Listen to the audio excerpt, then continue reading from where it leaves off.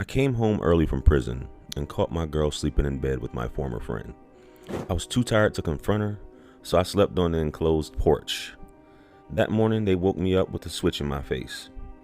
What kind of welcome home celebration is this? My former friend woke me up by telling me he's the man of the house and I was lacking. My girl is the one lacking. I've been away for 4 years. She didn't do anything to prepare for my arrival.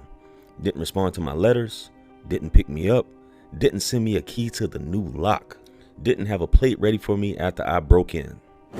I can overlook their new baby, but she needs to move him out because Big Daddy is back home. Why is she tripping? What do I do now? So, guys, these are some questions from this site, Six Brown Chicks. This is rather funny. I'm assuming you were calling her. She knew when you were coming home, right? I'm assuming, unless you just decided to do a surprise pop-up.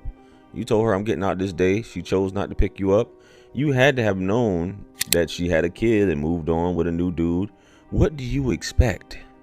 No, I'm taking it you're not one of those dudes who were in prison that was hustling in prison and making more on the inside than you were on the outside.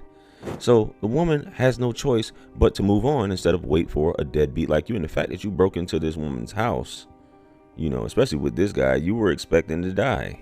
I mean, well, you could only assume that. That's a little bit too far. But you've been gone for 4 years. So with that being said, this whole writing in doesn't make any sense. You know what I mean? But Big Daddy is back home and needing to be taken care of by a woman. So much for Big Daddy. I mean, there are girls out here like that. You know, you should have applied for love after lockup. Got you a BBW. You know, but obviously this woman's moved on, had another kid. You know, 4 years removed from the situation. So I don't know what to tell you, man. Let's get on to the next story or the next question. Let's go. I met Ron at a singles mixer. He was practically the only man there, and after I spent $250 on my hair, I was leaving that mixer with someone. Ron was below average in every way possible, but he had a heartbeat, and I was lonely. We tried to do what grown folks do, but when he took his clothes off, I noticed his wide womanly hips, and I said, boy, I ain't messing up my wig install for that. He looked hurt, but what the do I care?